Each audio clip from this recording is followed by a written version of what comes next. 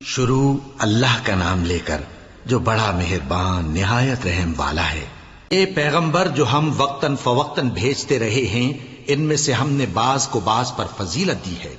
بعض ایسے ہیں جن سے اللہ نے گفتگو کی، اور بعض کے دوسرے امور میں مرتبے بلند کیے، اور عیسیٰ ابن مریم کو ہم نے کھلی ہوئی نشانیاں عطا کی اور روح القدس سے ان کو مدد دی، اور اگر اللہ چاہتا تو ان سے پچھلے لوگ اپنے پاس کھلی نشانیاں آنے کے بعد آپس میں نہ لڑتے، لیکن انہوں نے اختلاف کیا تو ان میں سے بعض تو ایمان لے آئے اور بعض کافر ہی رہے۔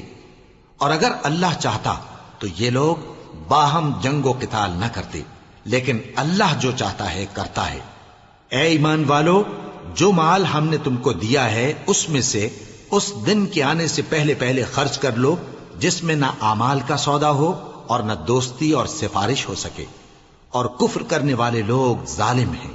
اللہ وہ معبود برحق ہے کہ اس کے سوا کوئی عبادت کے لائق نہیں، زندہ ہے، سب کو تھامنے والا، اسے نہ اونگ آتی ہے نہ نیند، جو کچھ آسمانوں میں اور جو کچھ زمین میں ہے سب اسی کا ہے۔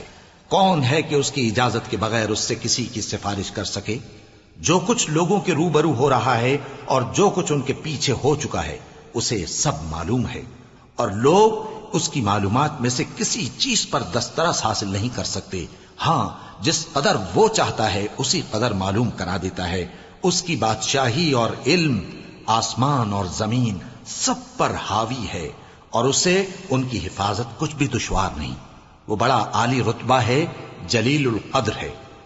دین اسلام میں کوئی زبردستی نہیں ہے، ہدایت صاف طور پر ظاہر اور گمراہی سے الگ ہو چکی ہے۔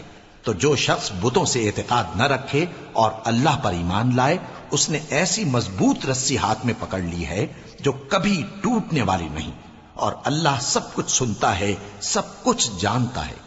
جو لوگ ایمان لائے ہیں ان کا دوست اللہ ہے کہ اندھیرے سے نکال کر روشنی میں لے جاتا ہے، اور جو کافر ہیں ان کے دوست شیطان ہیں کہ ان کو روشنی سے نکال کر اندھیرے میں لے جاتے ہیں۔ یہی لوگ اہل دوزخ ہیں کہ اس میں ہمیشہ رہیں گے۔ بھلا تم نے اس شخص کو نہیں دیکھا جو اس غرور کے سبب سے کہ اللہ نے اس کو سلطنت بخشی تھی، ابراہیم سے اپنے پروردگار کے بارے میں جھگڑنے لگا؟ جب ابراہیم نے کہا میرا پروردگار تو وہ ہے جو زندگی دیتا ہے اور موت دیتا ہے، وہ بولا کہ زندگی اور موت تو میں بھی دے سکتا ہوں۔ ابراہیم نے کہا کہ اللہ تو سورج کو مشرق سے نکالتا ہے، آپ اسے مغرب سے نکال دیجئے۔ یہ سن کر وہ کافر ہکا بکا رہ گیا، اور اللہ بے انصافوں کو ہدایت نہیں دیا کرتا۔ یا اسی طرح اس شخص کو نہیں دیکھا جس کا ایک بستی پر جو اپنی چھتوں پر گری پڑی تھی گزر ہوا، تو اس نے کہا کہ اللہ اس کے باشندوں کو مرنے کے بعد کیوں کر زندہ کرے گا؟ تو اللہ نے اس کی روح قبض کر لی اور 100 برس تک اس کو مردہ رکھا، پھر اس کو جلا اٹھایا اور پوچھا تم کتنا عرصہ مرے پڑے رہے ہو؟ اس نے جواب دیا کہ 1 دن یا اس سے بھی کم۔ اللہ نے فرمایا نہیں، بلکہ 100 برس مرے رہے ہو، اور اپنے کھانے پینے کی چیزوں کو دیکھو کہ اتنی مدت میں مطلق سڑی بسی نہیں، اور اپنے گدھے کو بھی دیکھو جو مرا پڑا ہے۔